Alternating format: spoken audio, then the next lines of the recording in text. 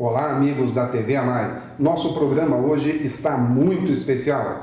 A presença do presidente da AMAI, Coronel Eliseu Ferraz Furquim, que vai relatar como foi a reunião com o ministro Edson Fachin no Supremo Tribunal Federal em defesa de você, associado. E também a presença do presidente do Sindicato dos Delegados da Polícia Federal do Paraná, Algacir Michalowski, que vai conversar conosco sobre o Núcleo de Segurança Pública e Privada, novos cursos para 2016 e uma pitadinha da Lava Jato. Tudo isso e muito mais aqui na sua TV AMAI. O Sicoob é um sistema financeiro diferente dos bancos.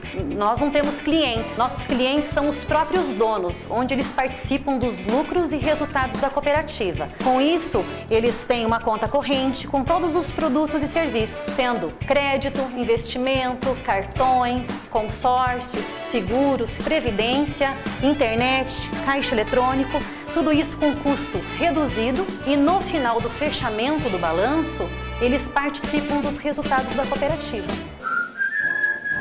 Nós todos precisamos, de uma defesa em relação aos nossos interesses, então tem que ter uma entidade atenta, com uma visão bastante ampla para defender os nossos interesses. Eu, por exemplo, não era associado e vivia olhando no site da AMAI o que a AMAI estava fazendo por mim, uma questão até de egoísmo, porque se a AMAI está trabalhando por mim, nada mais justo do que eu me associar. Então estou aqui com muito orgulho atendendo a convocação do Coronel Furquim, do Coronel César, me associei, o Sargento Devanil Montagna, meu fiel escudeiro, meu amigo de campanha, também assinou a filiação hoje, então estamos muito orgulhosos. Olá, amigos da TV AMAI. Com grande honra recebemos nos estúdios o presidente da AMAI, Coronel Eliseu Ferraz Furquim. O Coronel Furquim está chegando de uma viagem de Brasília, aonde foi ao Supremo Tribunal Federal conversar com o ministro paranaense Edson Fachin sobre assuntos extremamente importantes para você, associado, para você, telespectador, e que estão nas mãos do Supremo. Coronel Furquim, não foi só uma viagem, Foi quase que uma reunião dos advogados, das associações, para poder defender essa questão da previdência dos militares, tão incompreendida. Como foi a reunião, mestre? Pois a reunião, eu acho que foi muito boa. Estivemos lá com advogados de quase que um bom pedaço do Brasil. Do Paraná, o do DEM, que universaliza muito a advocacia nessa área do Supremo Tribunal Federal, especialmente direito administrativo, constitucional, e ainda a advogada do Pará, tratando especificamente do projeto de previdência, porque a ação encaminhada pelo Pará é a que está mais adiantada e em pauta, em julgamento no Supremo Tribunal Federal. São 5 votos a favor, 4 votos contrários. Um desses votos contrários foi virado, ele era nosso, era favorável e de repente lá por uma questão interna ele resolveu mudar o voto do ministro. Mas nada impede, enquanto estiver em julgamento, os ministros se deixam convencer uns pelas falas e pelos estudos dos outros. Então hoje ainda estamos vencendo de 5-4. Esta ADIM está nas mãos do ministro do Rio de Janeiro, Barroso? o ministro Barroso. E assim que ele libere, virá para o ministro Fachin. Quer dizer que pode chegar para o Fachin já decidido, 6-4. Pode chegar decidido, ele pode chegar empatado. É um grande risco. Então as coisas não são fáceis. Então o que nós vamos fazer é mostrar o nosso lado da questão, que nós entendemos que essas questões não estão sendo suficientemente bem tratadas em todos os tribunais e também no Supremo. A tendência é de igualar a todos, Todos são iguais, mas não são exatamente iguais. Os militares são diferentes. Nós trabalhamos muito mais, o nosso regime nos força 60, 70, 80 horas trabalhadas por semana, dependendo das circunstâncias. Logo, a previdência não pode ser a mesma. Quem trabalha duas vezes mais do que os outros não pode... E a origem dessa previdência ela vem da Guerra do Paraguai. Ninguém queria ir combater, nós fomos e foi prometido aos militares uma previdência separada, uma assistência integral à viúva, uma assistência integral às filhas, condições de trabalho diferentes, e a qualquer momento o Brasil pode se envolver numa guerra interna, numa guerra civil, que hoje está no Facebook, no WhatsApp o dia todo, né? Que o exército do STED ele vai provocar uma guerra civil, né? E a única frente, a única resistência que este exército tem é exatamente a polícia militar. Exatamente. As armas do exército são muito fortes para Aí a Constituição hoje proíbe a atuação do exército dentro do país. Além da proibição, ainda, se necessário, as armas são muito pesadas para isso. Acabaria ficando essa guerra, essa luta, essa revolução, essa contra-revolução, essa manutenção da ordem à conta das polícias militares. Sabe, a gente tem, por notícias, né, nem sempre razoavelmente confirmadas, mas elas existem, que esse exército está se armando, né, e que já estaria muito bem armado, aguardando a oportunidade para esse confronto. Algum anúncio nesse sentido tem sido dado pelo próprio Lula, inclusive. O exército dele seria contra todo o sistema, mesmo que legal, né, de impeachment e outras coisas assim, que estão dentro da legalidade, que são constitucionais, são processos que purificam, né, a política no Brasil. De sorte que as polícias militares sofrem, né, muito porque trabalham demais, porque correm o risco de vida, porque não tem dia, não tem noite, não tem feriado, não tem sábado, não tem tempo para a família, né? E tudo isso desgasta muito e faz com que não somente o compromisso da Guerra do Paraguai, mas que esse é um compromisso odierno, né? Mas que ele, pelos riscos que corre, inclusive, precisa de um tratamento diferenciado. É esse tratamento diferenciado que a Constituição reconheceu e manda que para a Previdência seja uma lei especial. Por que especial?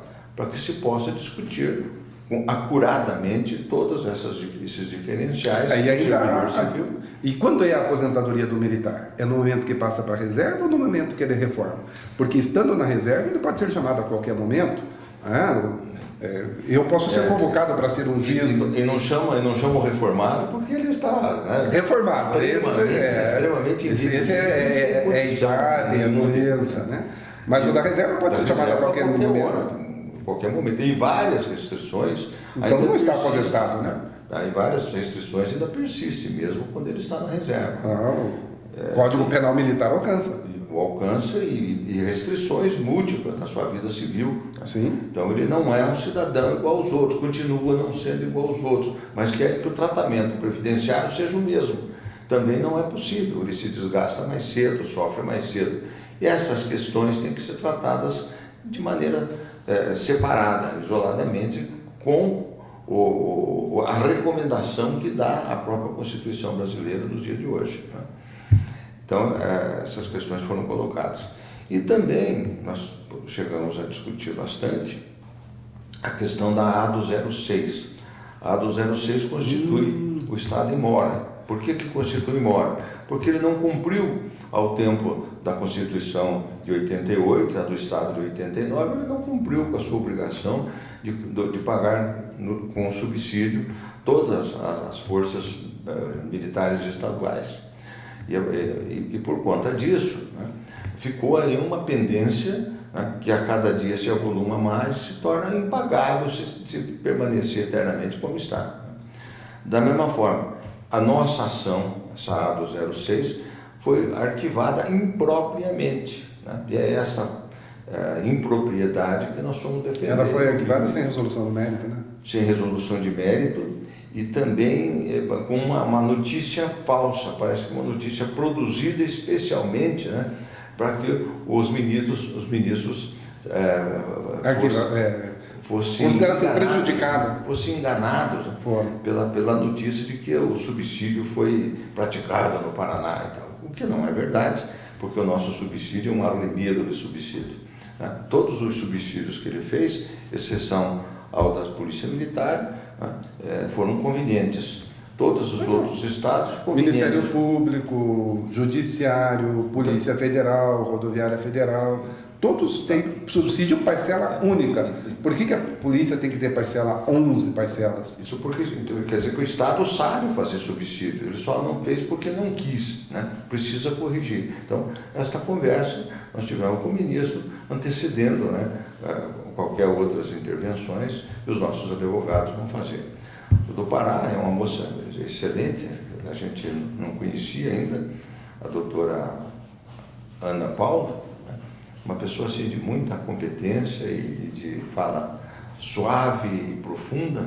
Dr. Marcelo, que é o advogado do DEM, que é da ADO 006, também bem expedido, convenientemente expositivo. Levamos conosco para reforçar o assessor jurídico da FENEM, que é o Coronel Miller, né? Puxa, Que grande esteve pessoa. conosco, e também para que o ministro pudesse conhecer valores, né, que as corporações militares têm aqui no Brasil, né? E de sorte que foi Foi produtivo? Como é que de- foi a recepção do ministro paranaense? Ele é um homem extremamente cortês, né, como sempre foi, e essa cortesia ele espalhou e conquistou a todos nós lá no seu gabinete, no momento das suas falas e da percepção que tem desses problemas que não são de fácil solução. A gente nem espera que muita facilidade, nem aqui nem em lugar nenhum. Cada ministro tem um pensamento, tem uma visão de mundo, mas para que eles formem a sua opinião realmente, precisamos expedir aquilo que nós também pensamos. Por que nós somos diferentes? Por que a lei tem que ser diferente? Por que não é um engodo aquilo que se conquistou na Constituição, que é uma lei especial? Porque se ela não for estudada especialmente, nós seremos o apêndice, como aconteceu no Paraná, né? Quando, depois da lei redigida, acrescentou-se os militares estaduais. Ora, é quase que desprezível, né? Um entendimento tão simplório e tão primário, né, das coisas dos outros, né? Então, o governo, quando trata das coisas de terceiros, trata muito mal, e das nossas coisas, pior ainda, porque nós somos um segmento grande, mas relativamente pequeno no contexto dos servidores públicos em geral, no contexto da população muito menos. Dos problemas que o Estado tem, que são imensos, nós somos mais um, né? E para sermos separados, demandamos mais esforço, mais inteligência, algum preparo, alguma vontade de realização e de socorrer esse segmento. Esperamos tê-lo. Temos tido a boa vontade do governador. Não temos tido muito sucesso no nosso plano interno para encaminhar essas questões, mas efetivamente ele está esperando que essas coisas cheguem ao Palácio e tem um compromisso, né, publicamente assumido, de que vai realizar muitas das coisas que são do desejo do policial militar. Mas a paralisação está dentro de casa, né? Não está em qualquer outro organismo do Estado, nem na Procuradoria, nem na Secretaria da Administração, nem na Secretaria de Segurança Pública. Estamos com esse problema em casa e precisamos resolvê-lo com urgência para que nós tenhamos encaminhamentos internos salutares aqui para a nossa convivência. Parabéns, senhor presidente. Mais uma ação exitosa da MAI, mostrando que a MAI luta por você, no plano federal, no plano estadual. Daqui a pouco, voltamos com sua TV AMAI. Olá, meus amigos. É muito bom recebermos aqui nos estúdios da TV AMAI a presença do presidente do Sindicato dos Delegados da Polícia Federal no Estado do Paraná e primeiro-tenente da Reserva Não Remunerada, Algacir Michalowski, coordenador do nosso Núcleo de Segurança Pública e Privada, né? Núcleo de Pesquisa em Segurança Pública e Privada. Bem-vindo, parabéns pelo núcleo e temos novidade? Cursos para 2016, doutor? Peço, meu César, é um prazer estar aqui novamente. Nós temos a continuidade do projeto, né? Entendemos a importância para a universidade, para a MAI, para os policiais, de uma forma geral, pela classe policial. Também os advogados que hoje também buscam os conhecimentos não só por meio dos professores, mas com a convivência com a classe policial, estudantes que buscam concurso também, que estão na sala de aula junto com os nossos colegas policiais. Estamos lançando os cursos e novamente temos certeza que será um sucesso. O policial, volto a dizer, tenho batido isso no Brasil inteiro, que o policial do Paraná hoje é o policial que proporcionalmente mais estuda no Brasil, e isso se deve muito graças ao trabalho feito pela MAI, pela universidade, pela nossa equipe e pelo nosso núcleo de pesquisa em segurança pública e privada. É importante também que há uma ideologia também necessária, falando um pouco em especial do direito militar contemporâneo, dessa última decisão judicial, é que a democracia ela precisa de instituições, e o regime militar ele é fundamental para você ter o fortalecimento das instituições. Aí eu falo não só das instituições militares, mas das outras instituições que são a sustentação do Estado Social Democrático de Direito. Exato. Dentro dessa convivência de sala de aula, o professor e o aluno e a elaboração do artigo científico, eles têm contribuído muito para algumas mudanças de comportamento. Sempre digo, o policial que tem conhecimento, o policial que tem as informações necessárias, ele é um policial que dificilmente vai ser truculento. Sim. É um policial que ele trabalha com a garantia de que ele está cumprindo com o seu dever constitucional e legal. Geralmente a truculência, o desvio de função, ele vem ao lado de uma questão também ética, da sua própria personalidade, ao lado do desconhecimento do seu dever, desconhecimento da legislação, desconhecimento das normas que regem o nosso dever, poder, que é a marca do desenvolvimento da nossa atividade. O direito administrativo disciplinar também é um curso importante porque ajudou a aperfeiçoar os processos e procedimentos de todas as instituições, não só militares, mas instituições que compõem o Estado brasileiro, isso em âmbito municipal, estadual e federal. O direito penal e processual penal, que também é um dos cursos que foi muito bem aceito, também tem proporcionado. E isso eu escuto muitos advogados, ou recém-formados em direito, que ainda nem prestaram a OAB, que vêm buscar essas bases porque não tiveram, dentro da universidade, a conotação de dizer o direito penal e o direito processual penal são instrumentos para a atividade policial. Sim, então, é muito gratificante saber que você sai da sala de aula, a partir da sala de aula você consegue mudar rotinas, você consegue mudar concepções, você consegue mudar ideologias, fazer com que a Polícia Militar do Paraná seja considerada hoje uma das mais modernas. Sim. Inclusive na filosofia de trabalho, na sua ideologia, no seu comportamento, na sua norma. Não, e realmente a gente vê isso em resultados práticos. Acaba de sair o Atlas da Violência de 2011 a 2014. Eu gosto muito de estudar os resultados. E o Atlas da Violência, ele é feito com dados do DataSUS, ou seja, não são dados coletados pela polícia, nem pela Secretaria de Segurança Pública, mas pelos hospitais, pelo Sistema Único de Saúde. E apontam o estado do Paraná como o que teve o melhor resultado no Brasil na diminuição de mortes violentas de 2011 até 2014. E essa redução no grau de 20%, você fala 20%, parece que não é nada. Gente, no número de 3.500 pessoas que morreram, passamos a ter aí 2.500. Estamos salvando 1.000 vidas por ano aqui no estado do Paraná. Fundamental, exatamente. E aliás, parabéns, né? O núcleo está chegando ao interior, Cascavel, Ponta Grossa, já tem turmas. Já temos turmas formadas, turmas abrindo novamente. Eu tenho uma questão, como fui chefe do interior e percorri o Brasil, especialmente no tempo de Polícia Federal, até que eu vou fazer uma adenda parabenizando meus colegas de turma que completaram essa semana agora 25 anos de serviço, né? Os meus colegas da Aspirantes 93. Sim, a turma 93. Posso deixar de também parabenizar, nos parabenizar também, né? Uma turma que é maravilhosa. Mas eu não posso aceitar que o interior não tenha acesso às informações que nós em Curitiba temos. Então nós temos que fazer o possível, e a MAI é nosso braço para ir, um dos nossos braços para isso, é fazer com que o policial que está no interior ele tenha o mesmo acesso e as mesmas condições de quem está na Curitiba de buscar o conhecimento e que, através disso, a população seja bem atendida por uma polícia que tem conhecimento, que tem tranquilidade para trabalhar. Então isso é muito importante.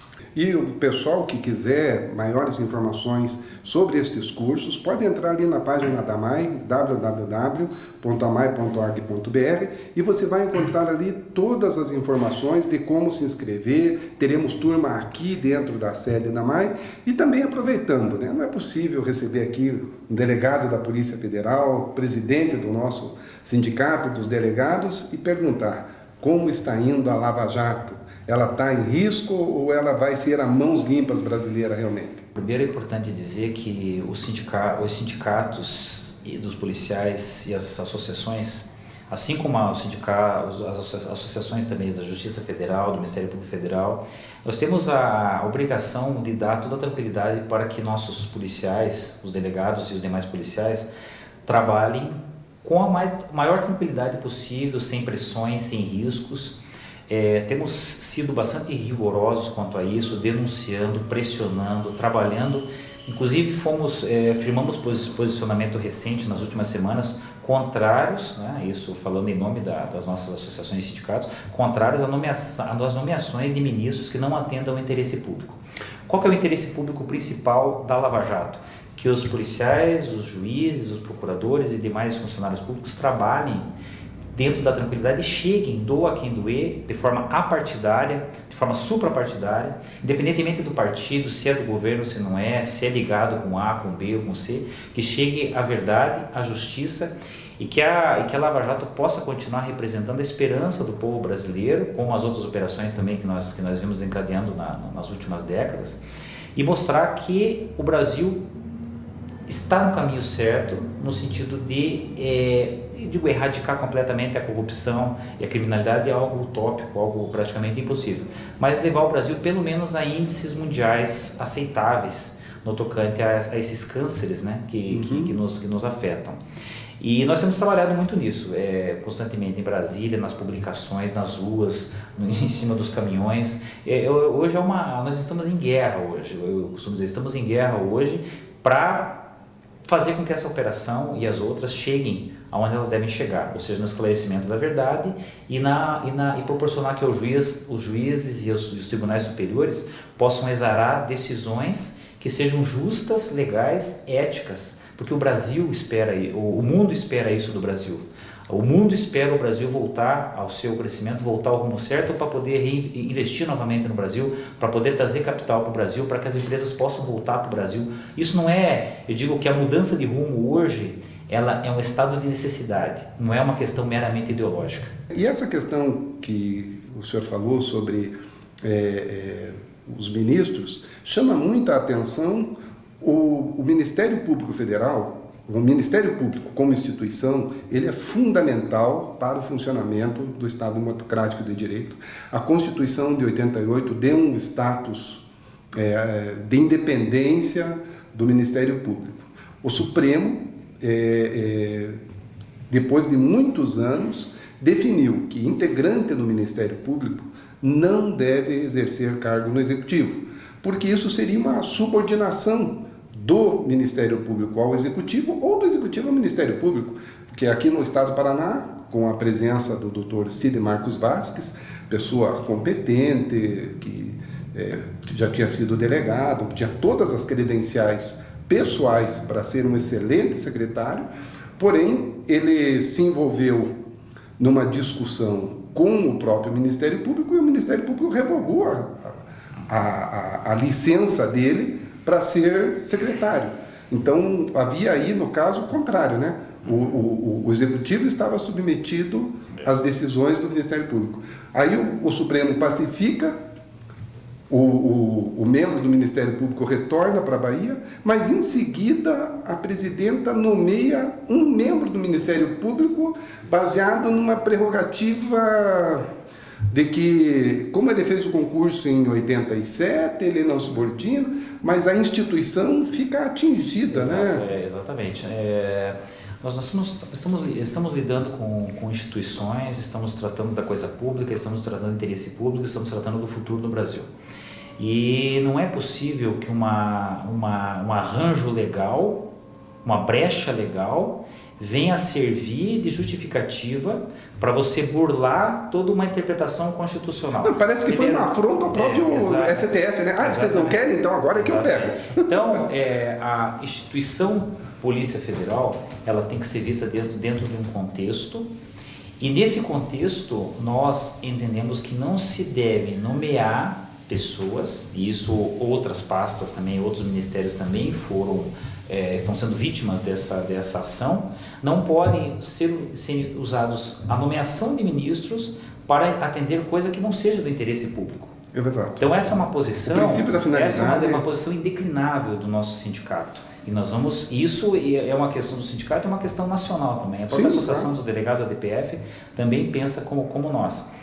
Essa preocupação, o povo eu coloco um pouco para continuar do lado das instituições, ao lado da Polícia Federal, ao lado da Justiça Federal, ao lado do Ministério Público Federal, porque nós trabalhamos e nós temos aí muitos anos que nós tratamos a coisa dessa forma.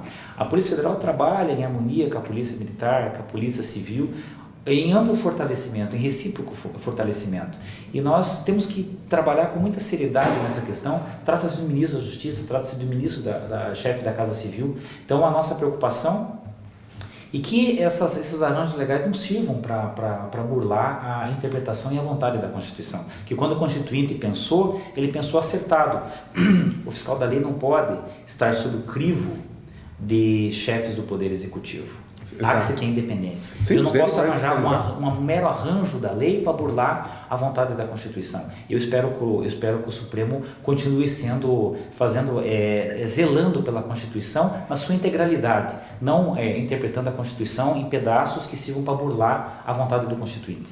Muito obrigado, parabéns à Polícia Federal. Quero agradecer mais uma vez a Maia, nossa parceira, né, instituição amiga.